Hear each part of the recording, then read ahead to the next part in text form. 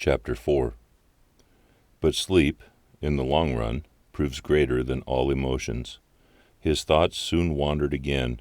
He lay there, warm as toast, exceedingly weary, the night soothed and comforted, blunting the edges of memory and alarm. Half an hour later, he was oblivious of everything in the outer world about him. Yet sleep, in this case, was his great enemy, concealing all approaches, smothering the warning of his nerves. As, sometimes, in a nightmare, events crowd upon each other's heels with a conviction of dreadfulest reality, yet some inconsistent detail accuses the whole display of incompleteness and disguise. So the events that now followed, though they actually happened, persuaded the mind somehow that the detail which could explain them had been overlooked in the confusion, and that therefore they were but partly true, the rest delusion. At the back of the sleeper's mind something remains awake, ready to let slip the judgment.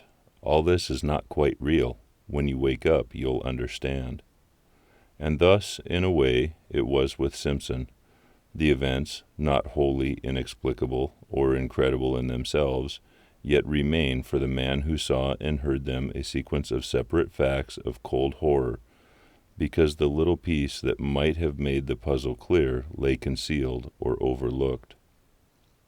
So far as he can recall, it was a violent movement running downwards through the tent towards the door that first woke him and made him aware that his companion was sitting bolt upright beside him, quivering. Hours must have passed, for it was the pale gleam of the dawn that revealed his outline against the canvas. This time the man was not crying. He was quaking like a leaf, and trembling he felt plainly through the blankets down the entire length of his own body. Defago had huddled down against him for protection, shrinking away from something that apparently concealed itself near the door flaps of the little tent. Simpson, thereupon, called out in a loud voice some question or other. In the first bewilderment of waking, he does not remember exactly what. The man made no reply. The atmosphere and feeling of true nightmare lay horribly about him, making movement and speech both difficult. At first, indeed, he was not sure where he was, whether in one of the earlier camps or at home in his bed at Aberdeen. The sense of confusion was very troubling. And next, almost simultaneous with his waking, it seemed, the profound stillness of the dawn outside was shattered by a most uncommon sound. It came without warning or audible approach. It was unspeakably dreadful. It was a voice, Simpson declares, possibly a human voice, hoarse yet plaintive, a soft, roaring voice close outside the tent, overheard rather upon the ground, of immense volume, while in some strange way most penetratingly and seductively sweet, it rang out, in 3 separate and distinct notes or cries that bore in some odd fashion a resemblance far-fetched yet recognizable to the name of the guide, Defago. The student admits he is unable to describe it quite intelligently, for it was unlike any sound he had ever heard in his life, and combined a blending of such contrary qualities, a sort of windy, crying voice, he calls it, as of something lonely and untamed, wild, and of abominable power. And even before it ceased, dropping back into the great gulfs of silence, the guide beside him had sprung to his feet with an answering, though unintelligible cry. He blundered against the tent pole with violence, shaking the whole structure, spreading his arms out frantically for more room, and kicking his legs impetuously free of the clinging blankets. For a second, perhaps 2, he stood upright by the door, his outline dark against the pallor of the dawn. Then, with a furious, rushing speed, before his companion could move a hand to stop him, he shot with a plunge through the flaps of the canvas, and was gone. And as he went, so astonishingly fast that the voice could actually be heard dying in the distance, he called aloud in tones of anguished terror that at the same time held something strangely like a frenzied exultation of delight.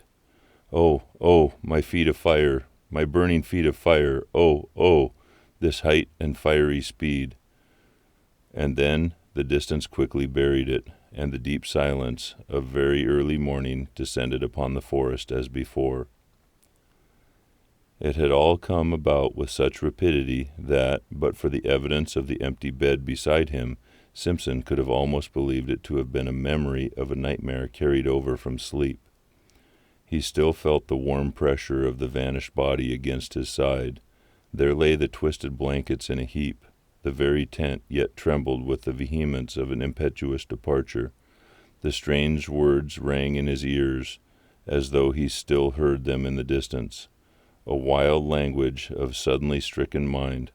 Moreover, it was not only the senses of sight and hearing that reported uncommon things to his brain, for even while the man cried and ran, he had become aware that a strange perfume, faint yet pungent, pervaded the interior of the tent, and it was at this point, it seems, brought to himself by the consciousness that his nostrils were taking this distressing odor down into his throat, that he found his courage, sprang quickly to his feet, and went out. The gray light of dawn that dropped, cold and glimmering, between the trees revealed the scene tolerably well. There stood the tent behind him, soaked with dew, the dark ashes of the fire still warm, the lake white beneath a coating of mist, the islands rising darkly out of it like objects packed in wool, the patches of snow beyond among the clearer specks of the brush, everything cold, still, waiting for the sun, but nowhere a sign of the vanished guide. Still, doubtless, flying at frantic speed through the frozen woods, there was not even the sound of disappearing footsteps, nor the echoes of the dying voice. He had gone utterly. There was nothing but a sense of his recent presence, so strongly left behind the camp, and this penetrating, all-pervading odor. And even this was now rapidly disappearing in its turn. In spite of his exceeding mental perturbation, Simpson struggled hard to detect its nature and define it, but the ascertaining of an elusive scent, not recognized subconsciously and at once, is a very subtle operation of the mind, and he failed. It was gone before he could properly seize or name it. Approximate description, even, seems to have been difficult, for it was unlike any smell he knew, acrid rather, not unlike the odor of a lion, he thinks, yet softer and not wholly unpleasing, with something almost sweet in it that reminded him of the scent of decaying garden leaves, earth, and the myriad nameless perfumes that make up the odor of a big forest. Yet the odor of lions is the phrase with which he usually sums it all up. Then it was wholly gone, and he found himself standing by the ashes of the fire in a state of amazement and stupid terror that left him the helpless prey of anything that chose to happen. Had a muskrat poked its pointed muzzle over a rock, or a squirrel scuttled in that instant down the bark of a tree, he would most likely have collapsed without more ado and fainted, for he felt about the whole affair the touch somewhere of the great outer horror. And as his scattered powers had not as yet had a time to collect themselves into a definite attitude of fighting self-control. Nothing did happen, however. A great kiss of wind ran softly through the awakening forest, and a few maple leaves here and there rustled tremblingly to earth. The sky seemed to grow suddenly much lighter. Simpson felt the cool air upon his cheek and uncovered head, realized that he was shivering with the cold, and making a great effort, realized next that he was alone in the bush, and that he was called upon to take immediate steps to find and succor his vanished companion. Make an effort, accordingly, he did, though an ill-calculated and futile one. With that wilderness of trees about him, the sheet of water cutting him off behind, and the horror of that wild cry in his blood. He did what any other inexperienced man would have done in his similar bewilderment. He ran about without any sense of direction, like a frantic child, and called loudly, without ceasing, the name of the guide. "Defago! Defago! Defago!" he yelled, and the trees gave him back the name as often as he shouted, only a little softened. "Defago! Defago! Defago!" He followed the trail that lay a short distance across the patches of snow, and then lost it. Again, where the trees grew too thickly for snow to lie, he shouted till he was hoarse, and till the sound of his own voice in all that unanswering and listening world began to frighten him. His confusion increased in direct ratio to the violence of his efforts. His distress became formidably acute, till, at length, his exertions defeated their own object, and from sheer exhaustion he headed back to the camp again. It remains a wonder that he ever found his way. It was with great difficulty, and only after numberless false clues, that he at last saw the white tent between the trees, and so reached safety. Exhaustion then applied its own remedy, and he grew calmer. He made the fire and breakfasted. Hot coffee and bacon put a little sense and judgment into him again, and he realized that he had been behaving like a boy. He now made another and more successful attempt to face the situation collectedly, and nature, naturally plucky, coming to his assistance, he decided that he must first make as thorough a search as possible, failing success in which, he must find his way into the home camp as best he could and bring help. And this was what he did, taking food, matches, and rifle with him, and a small axe to blaze the trees against his return journey. He set forth. It was 8 o'clock when he started, the sun shining over the tops of the trees in a sky without clouds. Pinned to a stake by the fire, he left a note in case Defago returned while he was away.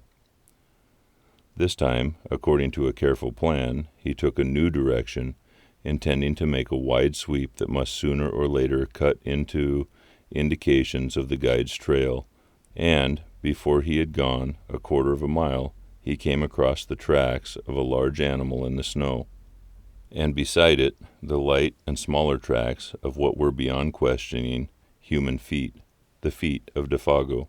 The relief he at once experienced was natural, though brief, for at first sight he saw in these tracks a simple explanation of the whole matter. These big marks had surely been left by a bull moose that, wind against it, had blundered upon the camp, and uttered its singular cry of warning and alarm the moment its mistake was apparent. Defago, in whom the hunting instinct was developed to the point of uncanny perfection, had scented the brute coming down the wind hours before. His excitement and disappearance were due, of course, to his.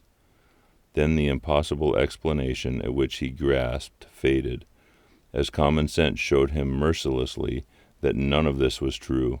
No guide, much less a guide like Defago, could have acted in so irrational a way, going off even without his rifle. The whole affair demanded a far more complicated elucidation when he remembered the details of it all, the cry of terror, the amazing language, the gray face of horror when his nostrils first caught the new odor, that muffled sobbing in the darkness, and, for this too now, came back to him dimly, the man's original aversion for this particular bit of country. Besides, now he examined them closer. These were not the tracks of a bull moose at all. Hank had explained to him the outline of a bull's hooves, of a cow's or calf's too, for that matter. He had drawn them clearly on a strip of birch bark. And these were wholly different.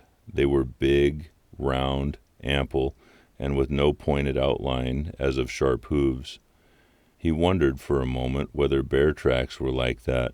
There was no other animal he could think of, for caribou did not come so far south at this season, and, even if they did, would leave hoof marks. They were ominous signs, these mysterious writings left in the snow by the unknown creature that had lured a human being away from safety, and when he coupled them in his imagination with that haunting sound that broke the stillness of dawn, a momentary dizziness shook his mind, distressing him again beyond belief. He felt the threatening aspect of it all, and stooping down to examine the marks more closely, he caught a faint whiff of that sweet yet pungent odor that made him instantly straighten up again, fighting a sensation almost of nausea. Then his memory played him another evil trick. He suddenly recalled those uncovered feet projecting beyond the edge of the tent, and the body's appearance of having been dragged towards the opening. The man's shrinking from something by the door when he awoke later. The details now beat against his trembling mind with concerted attack. They seemed to gather in those deep spaces of the silent forest about him, where the host of trees stood waiting, listening, watching to see what he would do. The woods were closing around him. With the persistence of true pluck, however, Simpson went forward, following the tracks as best he could, smothering these ugly emotions that sought to weaken his will. He blazed innumerable trees as he went, ever fearful of being unable to find the way back, and calling aloud at intervals of a few seconds the name of the guide. The dull tapping of the axe upon the massive trunks and the unnatural accents of his own voice became at length sounds that he even dreaded to make, dreaded to hear, for they drew attention without ceasing to his presence and exact whereabouts, and if it were really the case that something was hunting himself down in the same way that he was hunting down another. With a strong effort he crushed the thought out the instant it rose. It was the beginning, he realized, of a bewilderment utterly diabolical in kind that would speedily destroy him. Although the snow was not continuous, lying merely in shallow flurries over the more open spaces, he found no difficulty in following the tracks for the first few miles. They went straight as a ruled line wherever the trees permitted. The stride soon began to increase in length, till it finally assumed proportions that seemed absolutely impossible for any ordinary animal to have made. Like huge flying leaps they became. One of these he measured, and though he knew that stretch of 18 feet must be somehow wrong, he was at a complete loss to understand why he found no signs on the snow between the extreme points. But what perplexed him even more, making him feel his vision had gone utterly awry, was that Defago's stride increased in the same manner, and finally covered the same incredible distances. It looked as if the great beast had lifted him with it and carried him across these astonishing intervals. Simpson, who was much stronger in the limb, found he could not compass even half the stretch by taking a running jump. And the sight of these huge tracks, running side by side, silent evidence of a dreadful journey in which terror or madness had urged to impossible results, was profoundly moving. It shocked him in the secret depths of his soul. It was the most horrible thing his eyes had ever looked upon. He began to follow them mechanically, absent-mindedly almost, ever peering over his shoulder to see if he, too, were being followed by something with gigantic tread. And soon it came about that he no longer quite realized what it was they signified, these impressions left upon the snow by something nameless and untamed, always accompanied by the footmarks of the little French Canadian, his guide, his comrade, the man who had shared his tent a few hours before, chatting, laughing, even singing by his side.